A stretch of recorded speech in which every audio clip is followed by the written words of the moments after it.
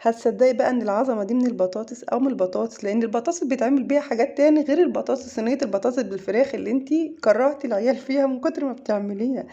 وكمان من غير لا لحمه ولا فراخ هتعملي وصفه جميله ولذيذه وتحفه. يلا بقى، هتحطي حله على النار فيها معلقتين كبار من السمنه، تنزلي عليهم ببصله كبيره كده متقطعه شرايح بالطول.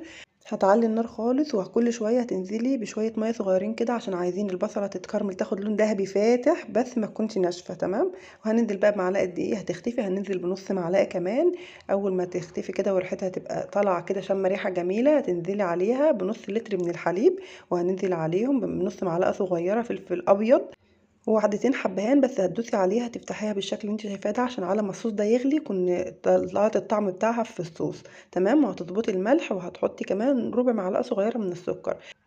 واول ما الصوص يغلي معاكي بالشكل اللي انت شايفاه ده هتطلعي بقى واحدتين الحبهان.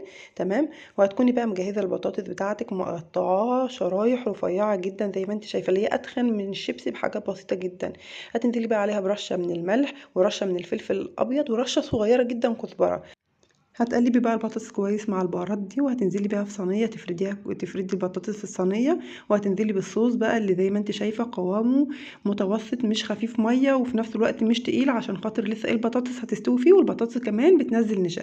رشه جبنه بقى من على الوش، ودي اختياري لان ممكن لو مش عايزه جبنه هتاخد لون من غير جبنه عادي، بس الجبنه بتبقى مع البطاطس والبطاطس مستويه في اللبن بجد الطعم رهيب.